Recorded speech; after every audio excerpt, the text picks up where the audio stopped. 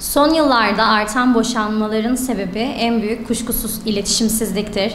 Çiftlerin birbirlerini anlama, saygı, sevginin gitgide azalması, üçüncü kişilerin ilişkilerine dahil olması da buna etken göstermektedir.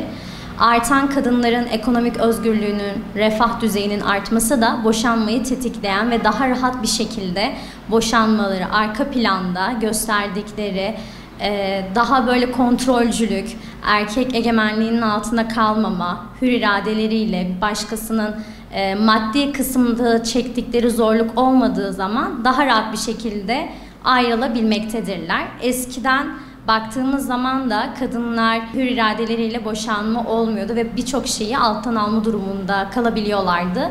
Erkeklerde de keza aynı şekilde bazı şeyleri alttan alma durumları da olabiliyorlardı. Ancak şu anda teknolojinin, iletişimin azalması, teknolojinin artması, dijitalleşmenin de bu etkene sebep olduğunu düşünmekteyim. İlk başlarda evlenmeden önce ani bir kararla evlilik almaktadır çiftlerimiz. Birbirlerini ilk önce tanıdıkları gibi bazı şeyler çıkmamakta. Bir de kritik dönem dediğimiz ilk evliliğin ilk 2 yılında çiftler birbirlerini tanımadan çocuk sahibi olma istekleri de bu durumun bağlayıcı noktasıdır aslında. Çünkü çiftler birbirlerini aynı ortam içerisinde tanımıyor. Bazı sorunları, aile kurma henüz tamamlanmadan bir de çocuk yani istekleri de ortaya çıktıklarında maalesef ki bu süreçte tartışmalar, öfke problemleri de artmaktadır. Önceki hayatlarında tahammül ettikleri şeyi evlilik sürecinde tahammül edemediklerini görmekteyiz.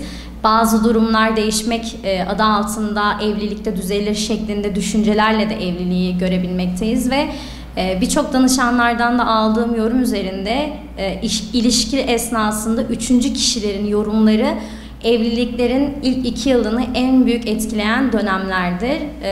Aileler birbirleriyle yani çiftlerimiz birbirleriyle sorunları yansıtmadan hallettikleri zaman bu problemlerin ortadan kalkacağını, sağlıklı etkileşimle halledilebileceğini düşünmekteyim.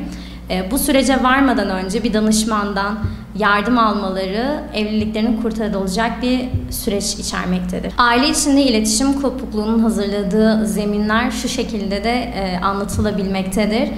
Maalesef ki çiftlerimiz sen dili yerine ben dili kullandığı için tahammül seviyeleri çok sınırda olduğundan kaynaklı bunlar bir birikme yaşanmaktadır. Çünkü sorunlar anlatılmıyor, iletişim kurulamıyor. Daha sonraya ertelendikçe sorunlar daha sonrasında çok büyük bir enkaz haline gelebilmektedir. Problemler büyümeden, ertesi gününe 1 saate bile kalmadan halledildiği zaman kendi aralarında bir de konuşma dili dediğimiz anlaşabilmektir. Yani bir durumu paylaşırken acaba yanlış anlar mı şeklinde düşünmemeleri gerekmektedir. Rahat bir şekilde anlatabilmeleri gerekmektedir. Bunlar maalesef sağlanmadığı zaman gitgide birbirlerine saygı, sevginin azalması, aldatılmaya kadar da giden bir konudur aslında. Birbirlerinden çiftlerin uzaklaşması, dijitalleşme, sosyal medyaya daha fazla zaman ayırması, aynı evin içerisinde birbirini görmeyen çiftlere de rastladık.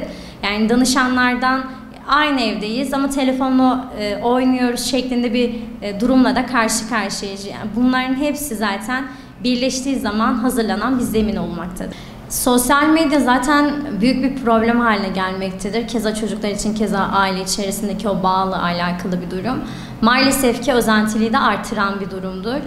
Yaşantımızın bir sınırı vardır, bir standartı vardır ve biz bunun üzerine çıkmaya çalışmaktayız. Sürekli aynı şeyleri yaparken buluyoruz kendimizi. Bugün bir sosyal medyayı açtığınız zaman bile 10 kişinin 9'unun hayatı artık benzerlik göstermekte.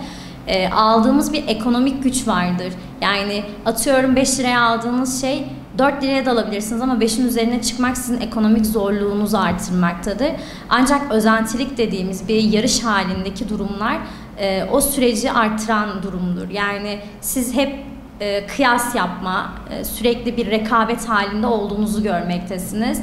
Bunlar da zaten çiftlere yansımaktadır. Biz de yapalım, biz de edelim. Biz bunları danışanlardan çok duyuyoruz. Hani tatile gitti, biz niye gitmiyoruz? Beni hiç tatile götürmüyor. Yani sırf sosyal medyada paylaşılacak olan fotoğraf için bile kredilerin çekildiğini de duyuyoruz.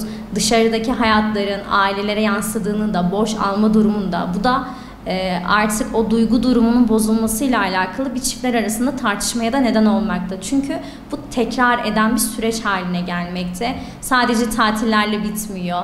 Gün haline gelmekte, AVM'ye gitmekte, kafe hayatının sürekli artması, maalesef ekonomik durumu gerektirecek şeyler, para harcanması lazım.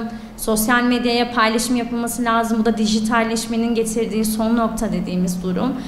Birbirlerine olan bağ da kalmıyor. Yani bugün bir kafeye gittiğimiz zaman bile sürekli telefonla iletişim halindeler. İşte sürekli beğeniler, yorumlar halinde, işte sürekli insanların diyalogları buna dönmeye başladı. Çiftlere de bu yansımakta. Birbirleriyle iletişim kuran maalesef çok az sayıda çiftlerimiz kalmaktadır. Şimdi ailelere düşen bir durum var. Evlenen genç kızlarımız varsa ya da erkek bireyler de aynı şekilde mutlu olmak bir prensip haline gelmemeli. Çünkü evlilik üzerinde kavgalar da olacak, tartışmalar da olacak. Çocuk sahibi olmak istedikleri zaman en büyük boşanmaları zaten o evrede biz görmekteyiz. Aileler çocukları evlenmeden önce bütün sorunlarla halledebileceğini bir kere anlatmalılar. Sürekli prenses olacaksın, prens olacaksın adı altında olduğu zaman tahammül seviyeleri de birbirlerine kalmamakta. Çok duyuyoruz. Annemin evinde dediğimiz erkek bireylerin evliliğinde ve kadın evliliklerinde de babamın evinde laflarını fazlasıyla duymaktayız. Bunlar da etki etmektedir. Ailelerimizde çocukların mutlu olmasından ziyade sorunlarla baş edebilmesini de öğretmeleri gerekmektedir.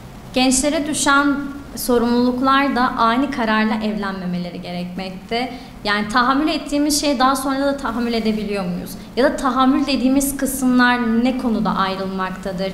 Yani bizim tetiklendiğimiz durum varsa eğer ki bir danışmandan zaten yardım alınmalı.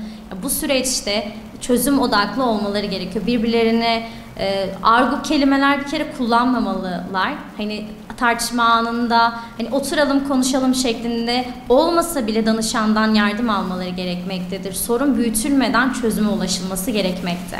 Devlete düşen durumlarımızda koruyucu, önleyici hizmetler sunmakla başlar. Evlilik öncesi eğitim programlarıyla başlar. Bir de aile danışmanlık merkezinin desteklenmesi, ekonomik baskıların azaltma, barınma, istihdam, çocuk bakımı gibi alanlarda çiftlerin üzerindeki stres yükünü hafifletebilirler. Ayrıca medyada evlilik konusunun da biraz irdelenmesi gerekmektedir. Biraz sosyal medyaya sınır gelmesi gerektiğini düşünmekteyim. Boşanmaları önlemek, bireysel farkındalık, aile içi saygı ve toplumsal destek sistemlerinin birlikte çalışmasıyla mümkündür. İlişki sorunlarını kronik hale gelmeden fark edebilmek ve zamanında destek almak bu sürecin en sağlıklı anahtarıdır.